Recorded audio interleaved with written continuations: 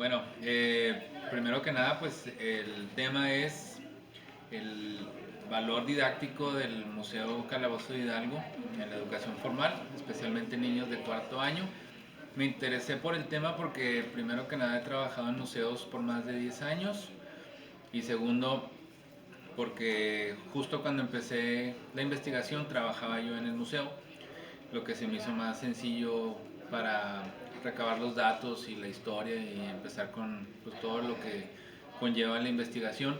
Y tercero, porque me interesa mucho el manejo de la historia, cómo se va manejando, cuáles son las intencionalidades y sobre todo me gusta mucho cómo son los procesos de aprendizaje, sobre todo en los niños y cómo lo manejan las instituciones educativas. ¿Cuál sería la utilidad Sí, ajá. de tenerlo como Sí. una herramienta? Aquí el punto de la investigación, primero que nada, es describir, decir, bueno, el calabozo Hidalgo funciona como una herramienta didáctica, que creo que eso es invariable. Durante toda la investigación se va Totalmente. poniendo eso de manifiesto. Yo destacaría dos cosas. Primero, el libro de texto como una herramienta que limita, pero que a la vez te va diciendo para dónde darle, en el caso de los maestros, y por el otro lado, el museo.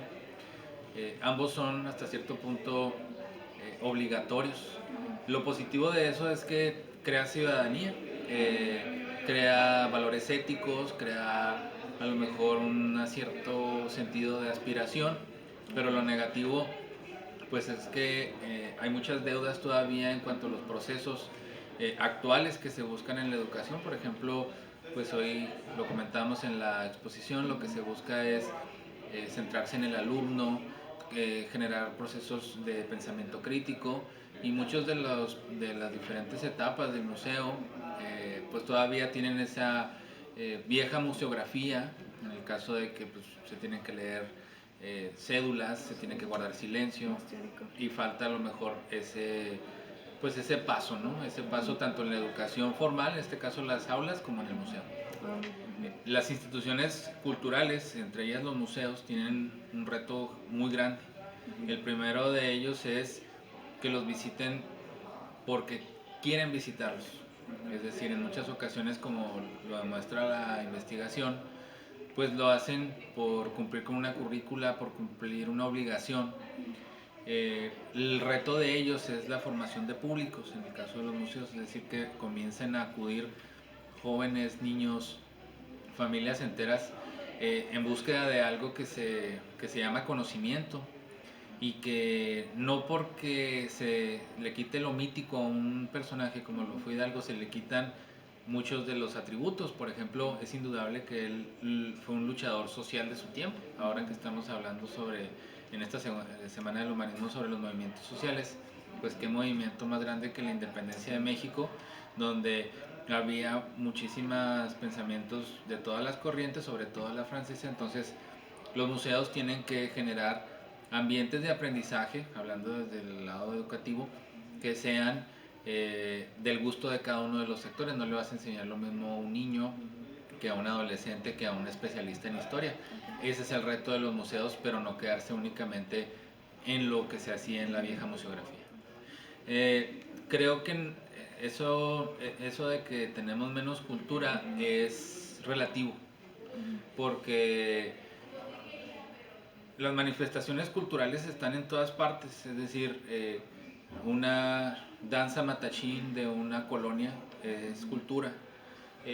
Las danzas de los indígenas de Pascola en Semana Santa es cultura. Ujú. Los museos son cultura, Ujú. las galerías son cultura, solamente que tal vez podremos eh, decir esto que llamamos alta cultura, donde se Ujú. encuentra, por ejemplo, pues no sé, la música, etcétera, pues a lo mejor sí hay una carencia, pero si nos ponemos a fijarnos, se han abierto muchos espacios y muchas sinergias de 10 15 años a la fecha, Ujú. con la llegada de los festivales, con la llegada de acciones de gobierno pues bien direccionadas y aparte por colectivos independientes se han creado diferentes alternativas que no existen hace 10 15 años.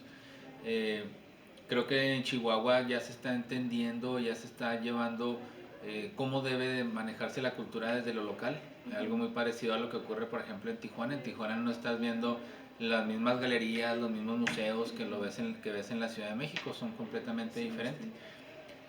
El paso es ese, ¿no? Que en Chihuahua rompamos esos esquemas y que tengamos y que salgamos de los lugares comunes y los lugares fáciles para llegar a ofertas culturales cada vez más variadas y ricas. Creo que ahí, si te hablo por ejemplo de la ciudad de Chihuahua, Ujú. el Museo Sí. de Villa y Casa Chihuahua, junto con la Quinta Gamero, son los más visitados, sobre todo la Casa de Villa. Ese dato en particular te habla mucho de que todavía los visitantes extranjeros como los nacionales se dejan llevar más por lo anecdótico. Villa es una figura a nivel internacional, entonces jala, con la sola presencia de Villa, pues jala mucho el visitante y se jala mucho pues en sí el interés. Okay. Hay museos también que les falta bastante visita, como por ejemplo, pues no sé, el Museo Casa Juárez, le falta por ejemplo visita al Museo Mamut, Sí. pero si te fijas ahí es porque las temáticas a lo mejor o no están bien explotadas o no son tan populares. Por ejemplo, aquí en el caso de Benito Juárez, que también estuvo en Chihuahua, que también hay una tradición grande en cuanto a su paso por Chihuahua, no es tan popular como Pancho Villa. Entonces, por eso faltaría ahí o esa diferencia. Creo que los museos, más que buscar más visitas, que no quiere decir que no las busquen, tienen que buscar la calidad de visitas. Es decir, como lo comentamos en la plática, el visitante tiene que, por ejemplo, si va al Museo de Villa, pues no únicamente irse con que vio el carro donde lo emboscaron y que tiene tantos balazos y que le faltan tantos balazos, sino decir, bueno, hoy la figura de Villa, cómo se aplica, realmente se puede hacer un cambio en cuanto a la percepción que se tiene de él como bandolero, como justiciero. Sé que es complejo, pero no hay que subestimar, por ejemplo, la capacidad de razonamiento de los niños y de los adolescentes y de los adultos.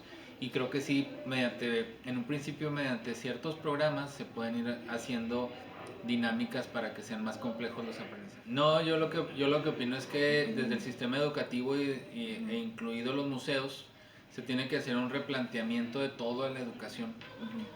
Eh, no le quito el valor cívico al aprendizaje de la historia. Eso se ha venido realizando desde hace muchísimo tiempo. Pero hoy en el pleno siglo XXI, donde después, o que estamos por ejemplo en la posmodernidad, donde todo es relativo, Sí. donde todo el mundo puede empezar a generar dudas sobre lo que antes no tenía dudas, creo que la historia tiene que generar no certezas, sino momentos, o tiene que generar escenarios, tiene que generar oportunidades para que nosotros desde niños vayamos forjando competencias, habilidades que nos van a servir en un futuro. Por decir, si abandonáramos la visión del padre de la patria, por ponerte un ejemplo, como ese ser intachable, por tener más la visión de un hombre que era letrado, que tuvo sus errores, que luchó durante un tiempo bastante complicado, pero que aún así no se puede borrar de la historia. Tenemos esas dos vertientes. En lo personal, yo para un hijo preferiría la segunda, porque te está diciendo que tú, aunque te equivoques, puedes tener lo que tú quieras en la vida. Yo tengo ahí una opinión muy particular. Hay muchas personas que les gusta la historia, pero les gusta la historia anecdótica o de fechas. No tiene nada de malo ser un aficionado a las fechas. No tiene nada de malo ser muy apegado a un personaje. Eso no se le puede criticar. Pero eso no es hacer historia. La historia es generar las condiciones para que tú como individuo puedas hacer una conexión entre el presente y el pasado para generar esquemas que te sirvan en la actualidad. Eso sí nos falta en Chihuahua. Y no únicamente en Chihuahua, sino en México, en el mundo. porque en la medida que nosotros seamos más críticos con nuestro pasado, vamos a tener o vamos a poder generar esquemas de nuestro presente. Y eso lo podemos aplicar, por ejemplo, cuando en política se vean casos eh, donde el Estado ya no funciona y decir, bueno, esto ya nos ocurrió, esto se parece a este otro esquema que funciona de tal y cual forma. La pobreza, por ponerles un ejemplo, no es algo dado, sino que son condiciones históricas que se han venido generando en el mundo. Todo ese tipo de cosas, para eso sí te ayuda la historia. Entonces, en la medida que salgamos de la historia de fechas, en la historia de anécdotas, en la historia esta oficial, como se le dice, y entremos a una historia crítica, vamos a poder avanzar más, no únicamente como sociedad, sino como individuos. Eh, el asunto aquí es la marginación en cuanto al acceso a la educación es tremenda, en el sentido de que muchos de los niños de zonas rurales, inclusive de nuestras zonas urbanas, pues no tienen la oportunidad de acceder como dices tú, a estas oportunidades de aprender o de revisar más tu historia. Eso es alarmante, pero lo que es más alarmante, es decir, que todos en general no estamos direccionando, y creo que es la intención de la investigación, de mi interés por la historia, no estamos direccionando bien la historia.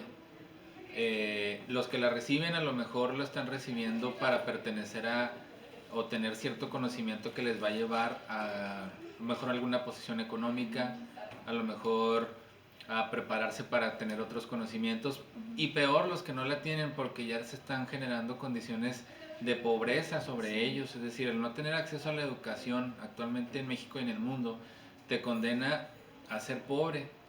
Y eso sería terrible, y es terrible para un país donde por más de 100 años o por 100 años se ha luchado por una cobertura total en la educación.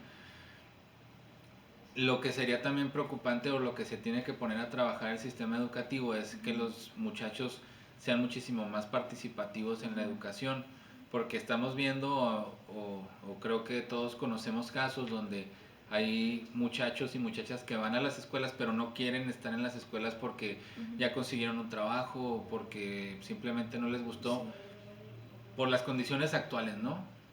Creo que en eso se tiene que poner a trabajar. A mí me encantó trabajar con maestros y con niños. Eh, los niños en general tienen esa capacidad de sorprenderse por lo que los adultos ya no nos sorprendemos. Cuando van a un museo realmente llama mucho la atención que los niños quieren aprender. Se sorprenden, les llama la atención los objetos, las explicaciones, les llama la atención, y en ese sentido son los perfectos sujetos para depositar conocimiento o para que ellos entiendan conocimiento.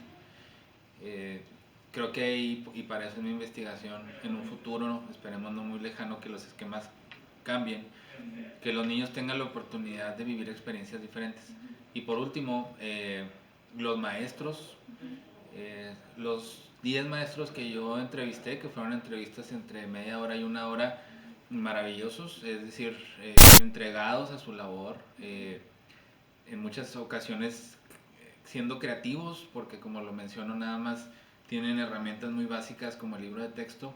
Ellos tienen que idear, por ejemplo, dinámicas, tienen que sacrificar tiempo para que todos aprendan, que entienden la necesidad de los niños, porque dentro de la muestra eran escuelas o que estaban en las periferias de nuestra ciudad, entonces eran maravilloso trabajar tanto con los maestros como los niños, eso es lo que rescato.